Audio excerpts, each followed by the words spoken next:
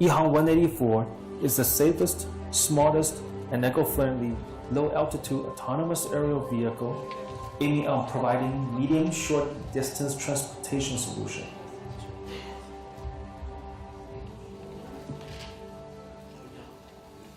Early in 2013, EHANG started a disruptive and revolutionary plan of making this new generation of autonomous vehicle. This vehicle is set to match three philosophies: absolute safety by design, automation, and safe flight management platform. In 2011, EHANG's founder and CEO Hua Zhishi's best friend Chen Ji deceased from a flight accident. Shortly after, Hua Zhishi's helicopter coach also lost his life when a helicopter malfunctioned. Those two accidents erases Hua Zhishi's determination of designing an absolute safe aerial vehicle. In 2013, Hua Zhishi dropped everything, starting from designing bigger motors and augmenting his flight control system. In 2014, Guangzhou EHANG was founded and commercialized the Ghost Drone 1.0 as a consumer product. And at the same time, EHANG 184 project continues. With a reunion with its alumni and old buddies in the industry, EHANG established its core engineering team associated with EHANG 184 AAV that included Sun Xun and Liu Renping, whom Hua Zhishi worked together back in 2005 and built the first coaxial double-rotor helicopter in China. This is how we started. This is the uncultivated land that we use for test flights. During the rainy season, we can only fly inside. Sometimes we test the AAV in the dark of the nights. It doesn't always go with what you expected. We took the data, analyzed the root cause, and get back to flying once more. The journey of EHANG 184 is paved with obstacles, but we keep making unremitting endeavors to successfully achieve the design KPI of prototype during the test flights. And this leads to the official project kickoff of EHANG 184 AAV. EHANG designed and developed our own propeller dynamic testing system .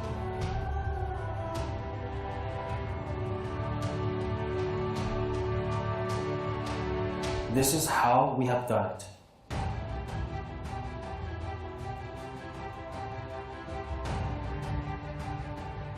EHANG attracted the best talents to work on structural design, industrial modeling design, and manufacturing delivered by top composite material team. All part of EHANG 184 are designed and produced by ourselves. Here comes the official testing for EHANG 184 chassis. Group of engineers on site, troubleshooting and reload.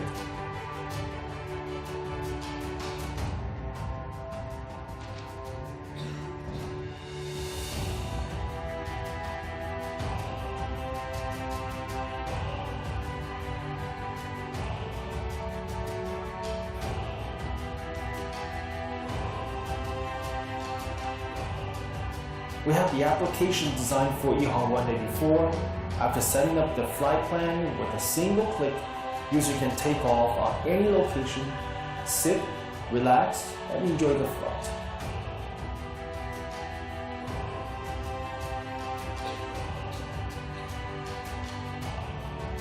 EHANG will always keep in mind of its humble beginning, put our heart and soul with the products we build. Absolute safety by design, automation, and safe flight management platform. You have our word. Once we begin, we will never give up.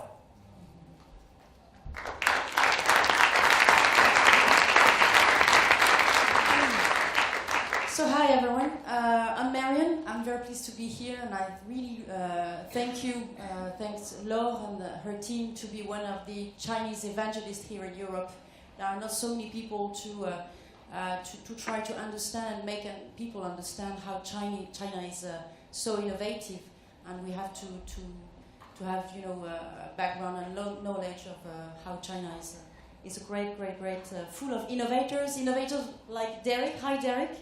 Hi, Marion. Hi, everybody.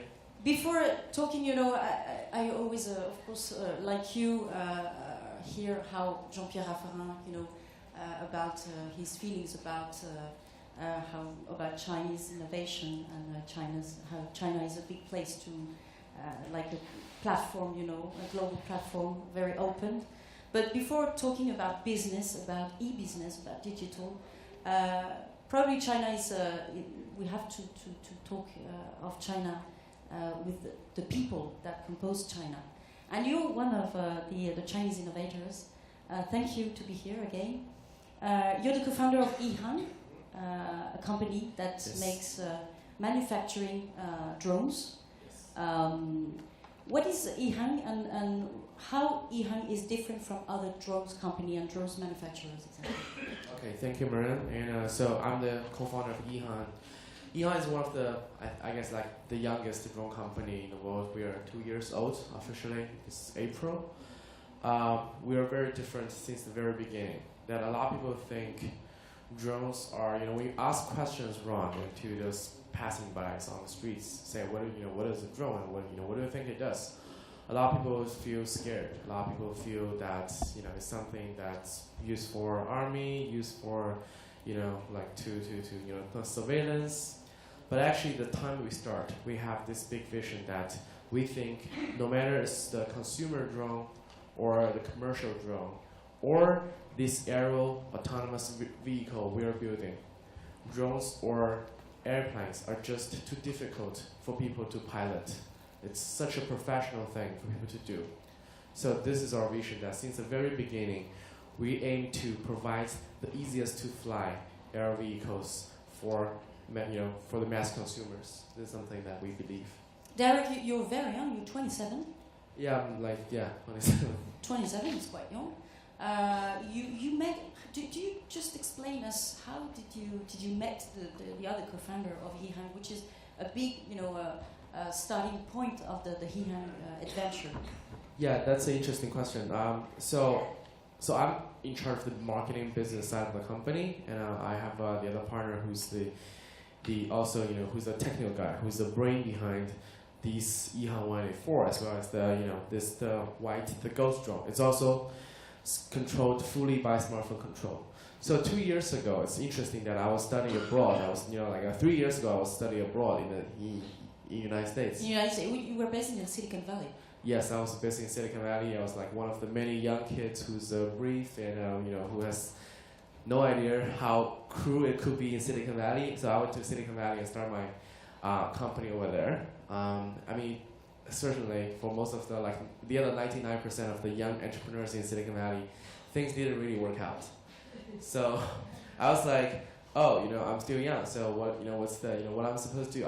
Am I gonna still stay in Silicon Valley to just to keep working on what I was working, which is a mobile social app for couples, which is a very Asian thing. But that thing didn't work well. But I think one thing that really caught my attention, which is I think back in 2013, I was just walking around in Best Buy, in Apple Store.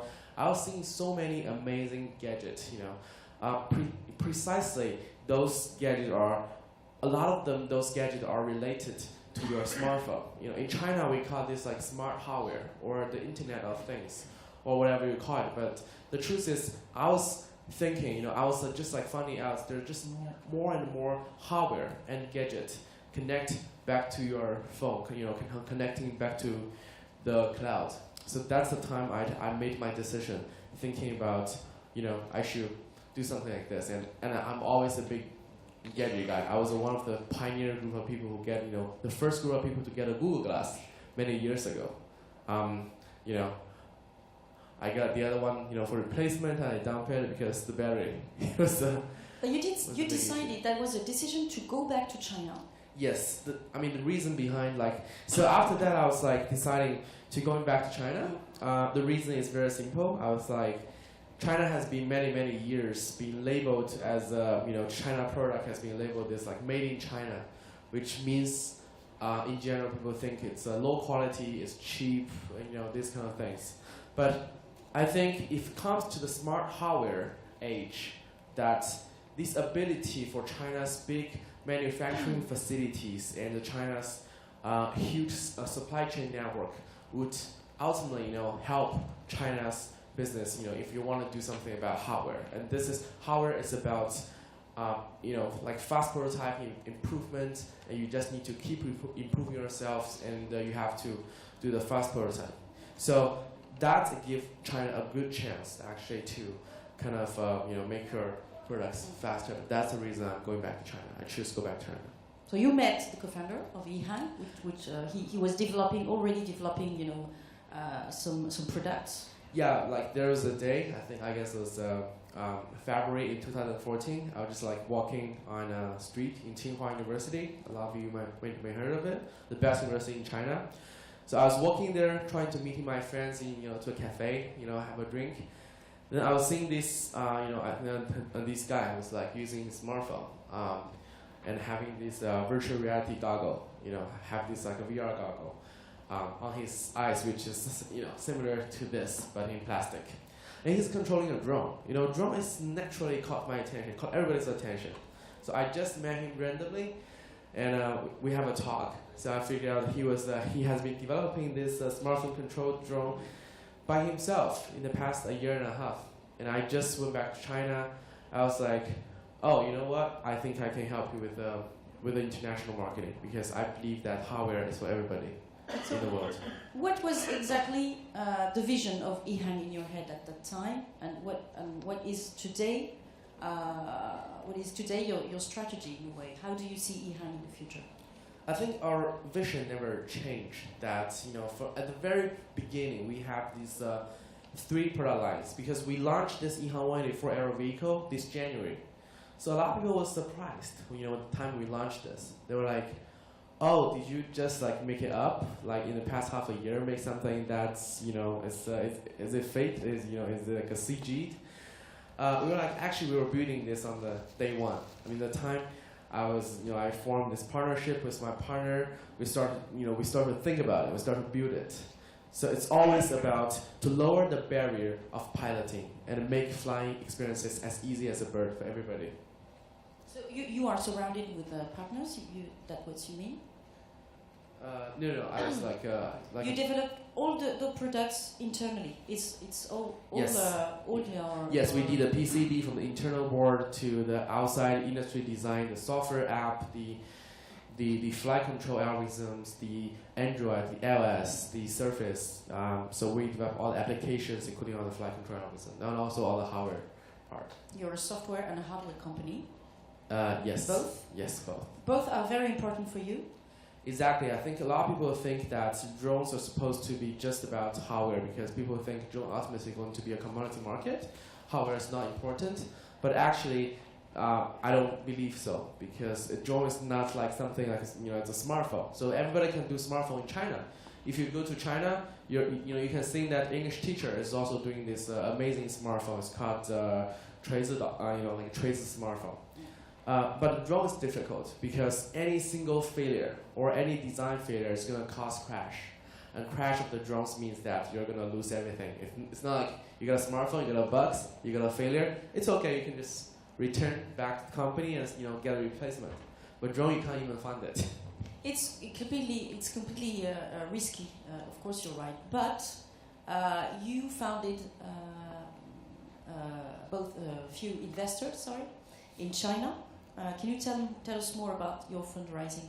Yeah, this part is actually one of the most interesting experiences, along with the EHANG's history. We actually raised the seed money and angel round of money 2 months later, after the company was officially funded. But at that time, we already have 200 prototype, the ghost drone units, controlled by a smartphone, but pretty early, pretty in the early stage. Then later on, because in 2014, if a lot of you is aware that China was experiencing this booming of venture capitalists, industry. So the hot money are just flowing.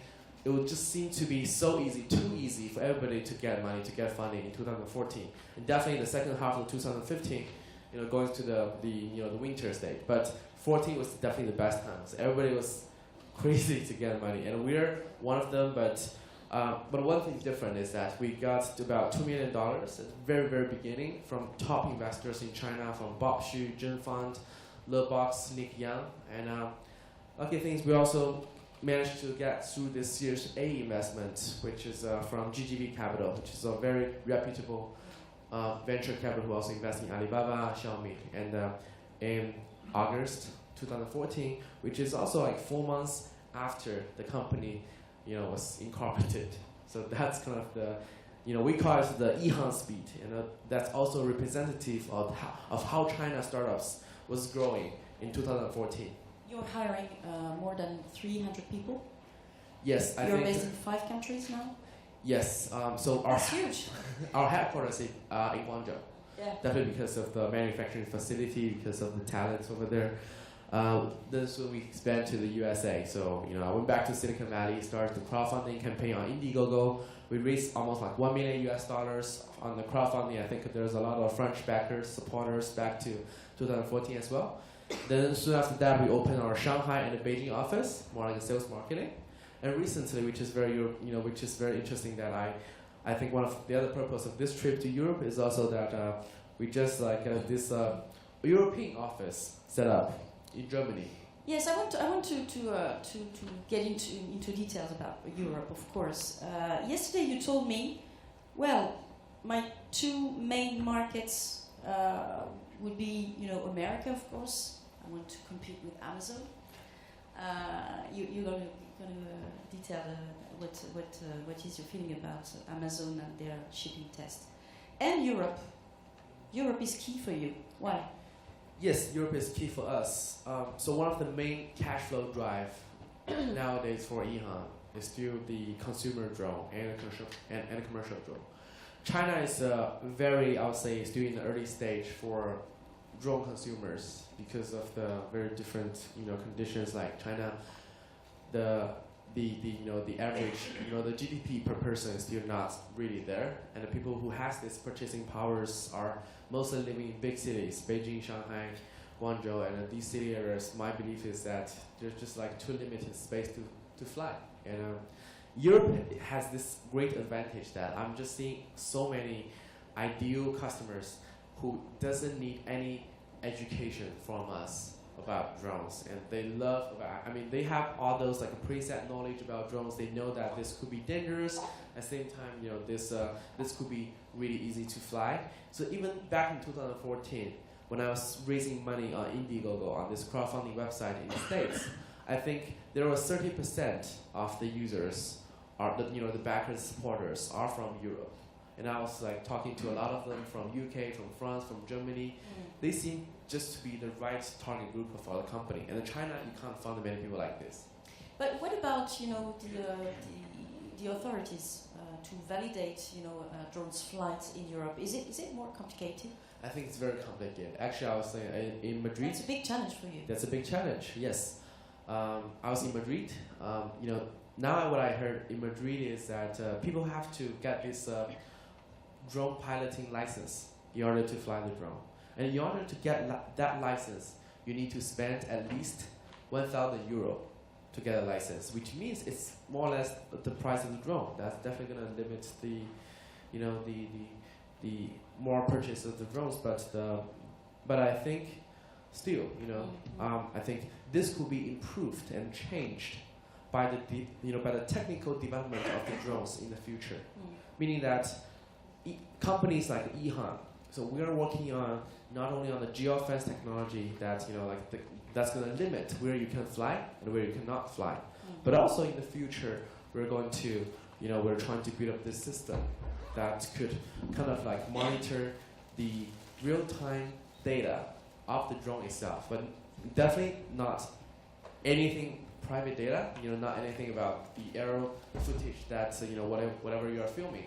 It's about the speed of the drone, the location of the drone, the height of the drone. Like Parrot, you of course know everyone is knowing Parrot, the French company developing amazing company. drones, but not only. Amazing company, yeah. So not a competitor. I think so. One of the Or a possible partner. Yes, possible partner. I think us and Parrot, we share this common belief that probably EHANG's products and Parrot products are the two products that you get the easiest way to control it. That we both believe, smartphone is the best way to do it because, as you know, still 99% of the drones today in the market are controlled by the very traditional RC transmitter, which could be very challenging for people to pilot, and you need to learn, you need to do all this binding stuff, which is very complicated. I'm seeing Parrot as a great company. I've been knowing it since 2010, when it was first introduced this AR drone 1.0. It was in Apple Store in China. That's something, I think long time ago. I'm sure you wonder, like me, if Amazon is, like a buzz when they announced shipping drones in America. Is it a buzz for you, or how do you see? Do you see it seriously? Yes, from our perspective, I think any companies. So a lot of people love to criticize on companies, like innovative movements, and think that this is more for PR, this is more for experimental. But if you really run a company, we believe that whatever things you do, as long as you're putting a lot of money, resource into it, you definitely hope someday it's going to get you money back, basically, or into more proper words is, you want to commercialize it, your product. So I think they're serious, and I think there is this opportunity for all these companies who hope to use drones for the shipping, in the future. So one using scenario is very simple. Today in China, it's a country that probably most of the citizens are living in the east part, and most of the farmers are living in the or relatively slower development areas are living in the west. So at the west, there's like a less city. There's villages, located in different parts of China, and it's very isolated. So it's kind of, I think it's kind of opportunity for drone to do like the delivery, because currently if you just have a human being, riding a tricycle or bicycle to make all the shipment, the cost is really high. So Amazon's movement could ultimately solve this problem. Once the battery gets on, once the drone can fly longer, once the drone could be monitored, I think that's possible. Derek, I want to know, how do you see the future of the market? You have now many companies that are producing products like drones and manufacturing, a new innovative products. You're one of you're a pioneer with the EHANG 184.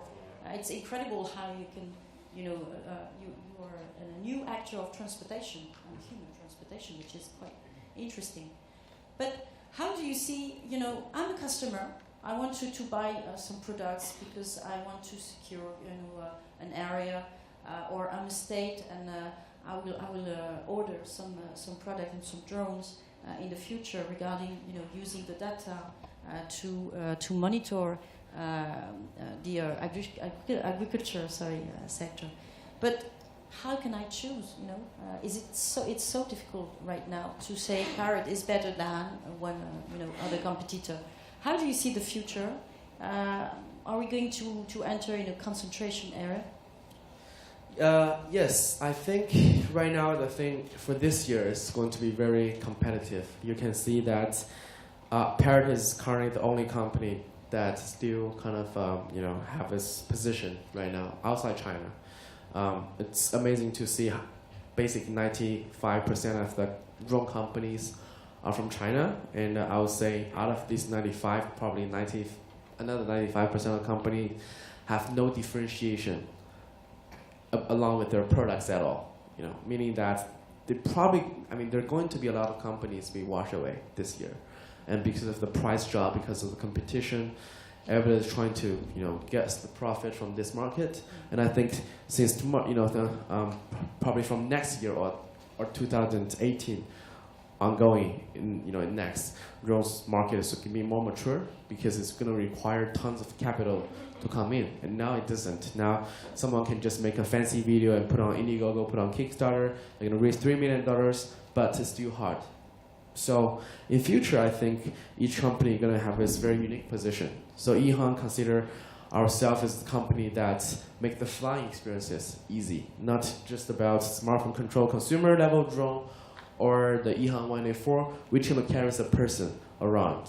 A lot of people was afraid, but ultimately, like once you do enough tests, once let's say if I'm taking this EHANG 184 to work every single day, then people probably feel that more comfortable buying our product. So this is going to be our position. Parrots, I think they have their very unique position, and those companies who doesn't really have a position, I don't think they're going to survive. We just mentioned Parrot, but of course there is another one very important in China. It's G. It's G. It's no, DJI. DJI. Sorry. Yes. I well pronounced, but can you tell us more about DJI? It's a drone company that's come from China, I think.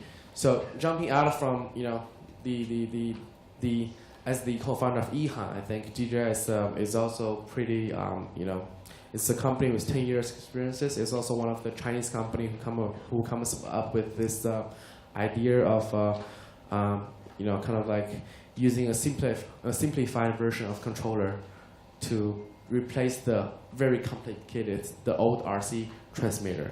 So they're also experiencing huge success. And it's kind of interesting that a lot of people was thinking they're not a Chinese company. If you go and ask around in America, people thought, it's an American company. That's kind of and they're definitely one of the biggest players currently in the market. Just important to remind that your focus is B2C and B2B for the strategy of. Yes, we have like 3 different product lines. The first one is being the consumer drone, the ghost drone. It's smartphone control. It's B2C. The second one is the commercial drone. We're also building. It's targeted for agriculture, for inspection, for power line surveillance. So there's going to be tons of industry uses, and for that part, we're a B2B company, and our way of approach this market is also very unique. That's traditionally you have to buy service from drone service companies. Say if you are a farmer, you wanna use a drone for agriculture purpose, you have to get a company. So they're gonna have the pilot. They're gonna have everybody come to your field and help to pilot and help you to make all the necessary works. But our approach is that we're trying to make the whole software standard and easy, automatic. Plug and play. Plug and play, exactly. So people can just do all this autopiloting. They don't even need to know what's going on. They just get the results from the computer, then that's it. So that's our approach. The third product line is definitely the EHANG 184, which we used to joke on ourselves that it's not a 2C, it's not a 2B, it's to future. Is there a market for EHANG 184? Yeah, we believe there's a huge market. The time we launch EHANG 184 after January, there's you can probably imagine that we leave this email address aav@ehang.com, autonomous air vehicle @ehang.com. So just for partnership inquiries, there's I guess thousands of emails coming on. We have to have a lot of people reply and monitor. And interesting, we are receiving requests, for partnerships from several smaller, relatively smaller countries like New Zealand, Israel. For what application exactly? There's countries who want to use it for tourism. They think it's reasonable to start with some, from point A to point B, routine plan, without many people, without many risk, without much risk. The other thing that's interesting is that Dubai is actually having this, they're trying to build up this special area that specializes in the self-driving technologies or the autonomous driving technologies. So we heard a lot of Google self-driving car. We heard a lot of AI and how those traditional car manufacturers are also implementing these obstacle avoidance technology, things like this. So Dubai is actually building up this, and they're building up an area for all these sci-fi tech into that area. So EHANG is definitely going to be one of the, I think we're still talking with them, but it's going to be very interesting. They're very passionate about our idea. Yeah, it seems that this innovation is like, you say hello to the world. It seems like it's a step for to be international and to say, hey, there's a big innovation. It's quite brand new. Is it what you have in mind to say to the world, okay, we can launch a very new innovative product? Exactly. Actually, there's an interesting story so this video you just saw is we launched this January. But actually, if you notice, there was another red prototype of the EHANG 184. That was kind of the design for the older prototypes. And that prototype, we have already made it fly anywhere in the end of 2014. Meaning that we were planning to launch it on the CES on January 2015. Yeah. But it was like, no, we don't want to launch it because that prototype looks so ugly that people are going to think, this is another China Shenzhen company who comes from nowhere.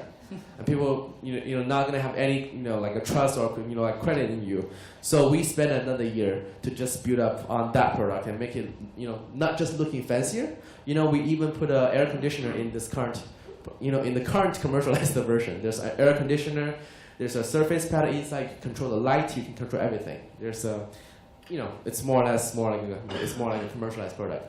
Then that's the time that we're saying, hello world, we're from China and we're making these awesome things. And I hope you like it. Because it's all about passion. It's all about passion. And people are asking, there's a journalist asking other top drone companies founders, asking them that, hey, do you think EHANG's technology is the only company that who's capable of building this? They were like, I don't think so. If you give me 3 years, I can also do it. But journalists like, then why don't you do it? That founder, I can't disclose the company name, but that founder of the other drone company was like, because I still want to sleep in my rest of my life. Because in order to do something like this, it does not only need technology, but also need some, guts to do it. Yeah, that's very interesting. And we do not have any time, but it's important to say that at EHANG, you hiring more than 300 people with international profiles. Yes. Of course, you implement, skills coming from other big companies and international companies. So you're now going to be, I'm sure, an international company, European. Yes. Why not? Yes, in Düsseldorf. Yeah, Düsseldorf. Yes, all right. Are you going to stay a little bit here in China Connect conference? Do you stay for a coffee? Yeah. So you can have a discussion with Derek, which is a great guy. Thank you very much, Derek, for coming. Thank you.